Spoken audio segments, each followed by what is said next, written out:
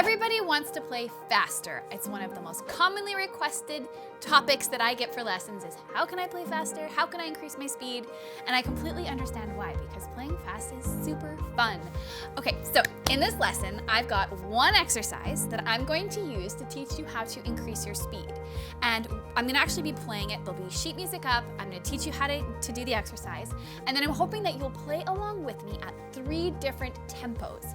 And as we go through the exercise, I'm gonna give you tips for how to build a strong foundation and gradually increase your speed, and then how to stay in control while you're playing super fast. So we're gonna be going kind of through the whole process of what it actually looks like to develop speed. So I hope that you hang in there with me. And if you can't play this exercise at all 3 of these tempos right away, please don't worry. This will give you something that you can work toward. So rule number 1 for speed is you absolutely must start slow, because if you don't build a strong foundation before you begin to develop your speed, you're going to be inconsistent, you're going to be sloppy, and then you're not going to have the best time, and you're also not going to sound like you know what you're doing. So let's dive in at a slow tempo. Before we start, we are going to be using hand number 1 for this exercise in speed.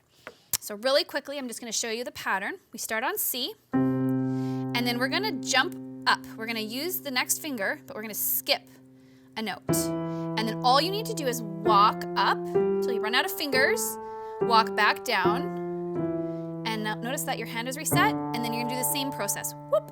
And you're going to walk your hand up, and you're just going to repeat that with me as we go. Okay, so I'm going to listen. We've got this nice and slow at 40 BPM.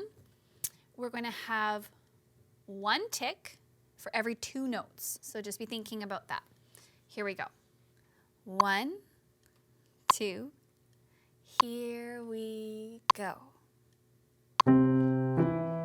So because this is the slow version, it's all about just getting used to how this feels under the fingers. So I'm playing firmly and deliberately,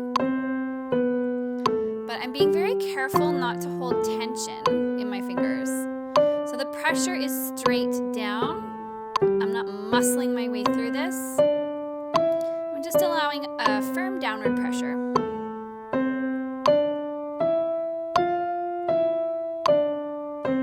And we're going to turn it around here, up to the G, and then our pattern changes. 5 skip 4. Remembering to breathe.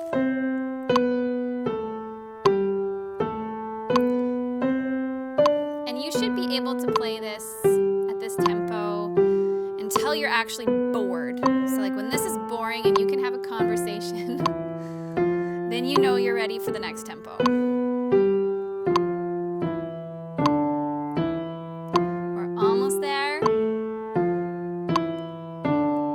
One more. So G skip. B, C, D, E, C. Okay, so that was hand number 1 at a slow tempo. So in the first stages, it's all about just gaining confidence. So if that felt too fast, make it slower. Set your metronome to a slower tempo. That was 40 BPM, and we were playing 2 notes per tick. So once you're comfortable there and you feel firm and you feel grounded and everything's feeling awesome, then you're ready to bump up the tempo. So now we're going to be looking at what happens when you get to a medium tempo. And if you're not ready to join me at a medium tempo, that's okay. Just set your own metronome and gradually increase by 3 to 5 BPM each time you play it until you are ready. And spend 5 minutes or so, 5 to 10 a day working on this. Don't overdo it. You don't want to get sore hands. Slow and steady wins the race. But yes, when you're ready for the medium tempo, we're going to look at what we can do at a medium tempo to ensure you have success at a fast one. So here we go. Okay, so this is much faster. This is 90 BPM, and I would consider this to be about a medium tempo. And we're going to focus on some different things. So here we go. 1, 2, here we go.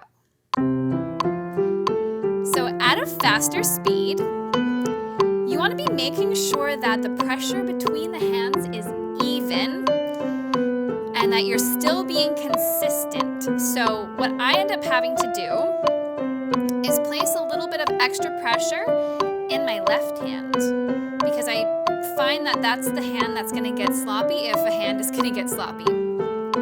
So you want to be making sure that the hands are moving at exactly the same time, pressing the keys down exactly together. I got one more.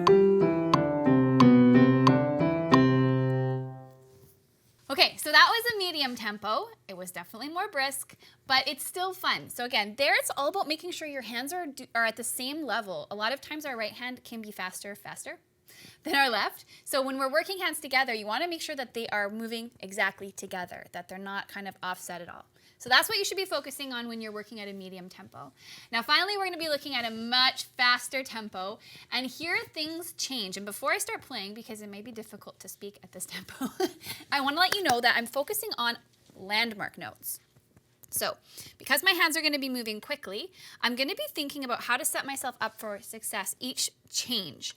So what that means is my first note of each little pattern is going to be what I'm anchoring to the click. So these guys are the accents. And if I accent them and focus on those points, lining up with the ticks, then everything else seems to kind of come together a lot more clean. So that's what I'll be doing. I'll be playing these first notes of each pattern a little bit louder so that you can see how I'm using those to set myself up. So here we go. 1, 2, here we go. Anchoring to the first notes in every little pattern shift here. Remembering not to get tense. Staying relaxed.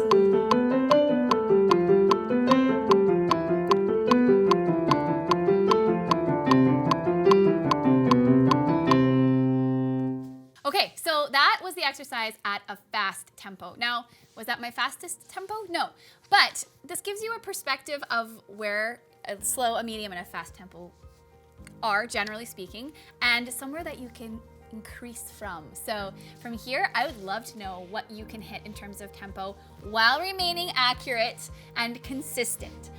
So just to recap, always, always, always start slow. Even if you're a confident player, take the time to build that foundation and the muscle memory on the slower. Then work to medium, focusing on just those little details. Are your hands even? Is the pressure even? Are you staying relaxed? And then as you work towards a faster tempo, it's about taking everything that you've just built and applying it, using those little landmarks to help you negotiate and stay on the beat.